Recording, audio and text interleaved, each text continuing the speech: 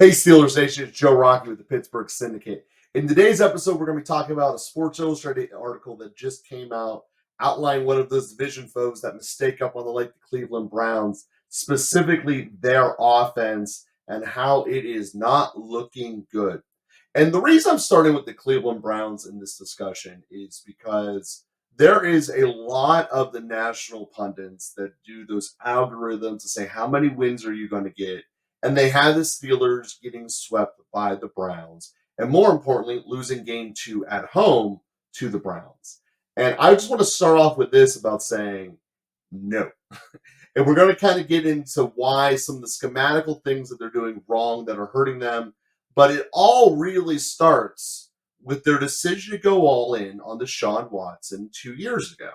And all of the off-field stuff aside, given what they had to give both Watson and the Texans in terms of total compensation, draft picks, and the trade, and then the signing bonus, it really has put them in a spot where it is only going to be a successful trade if Deshaun Watson is in the same tier as Mahomes and Allen. That's it. That's the only way Cleveland can be successful. And what they're doing is, knowing that fact from their perspective, probably the smartest thing they could do. They're catering every single thing they can to Deshaun Watson. They're running a pure shotgun offense, which he is better at. They try to get in a better receiving core, which I do not believe in Elijah Moore. So I'm not totally sure that that's going to work. I also believe that Cooper is one of the more overrated receivers in the league. So what they're trying to do is have a passing game with a receiving core that, quite frankly, they think is better than really is. And then they're trying to relegate, by default, their best actual weapon in Chubb. Chubb is by far the best skilled player on the Cleveland Browns, and probably has been since the moment he was drafted. And it's not really a surprise or groundbreaking news, but with them giving less attention of their offense in terms of play snaps to Chubb, it's going to hurt the team. Now, this team has always been cognizant of keeping Chubb healthy. They never really have overburdened him with carries. He's never been a 28 plus carry a game guy, not like Henry, but he is still their best weapon.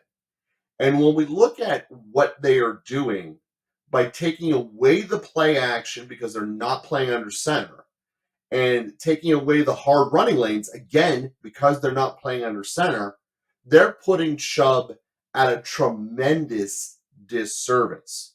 And when you are hurting the one strength you had of your team, it's a problem. Because when we then look at the big guys up front on their offensive line, Cleveland's offensive line is a very good run blocking unit. Not so much so in the pass blocking department.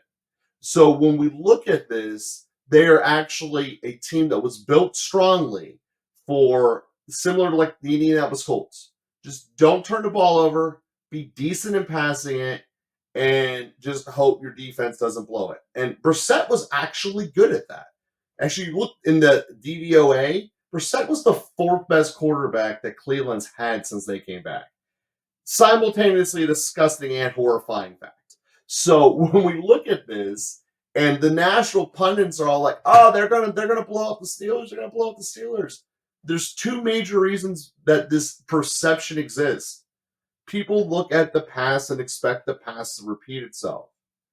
Deshaun Watson's never going to be a top 5 quarterback again. In fact, in those years where statistically he was a garbage time quarterback.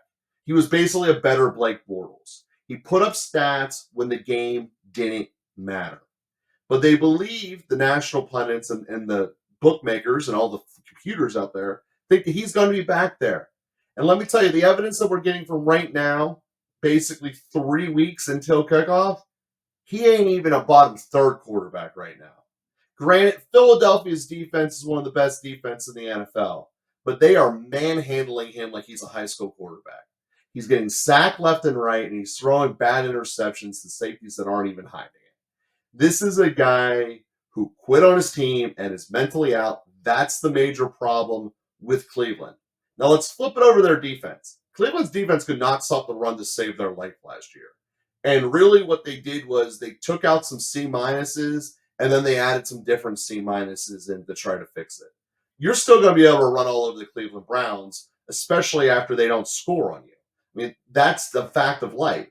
So in that regard, it might give them a fighting chance against Cincinnati in week 1 when Burrow isn't playing, because Cincinnati can't really run the ball. They don't need to, so they don't. But without Burrow, maybe you'd be able to pick them off.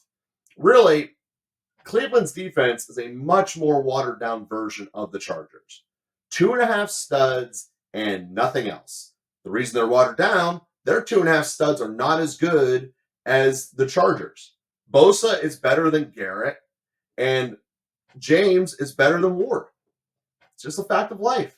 So when I look at the Cleveland Browns, I don't see a way they're not coming last in this division. Unless, of course, that whole Baltimore Ravens implosion happens. And that will be a story that I suspect will start brewing about week 5 when they come here and lose. Because there's nothing like Odell Beckham destroying a team.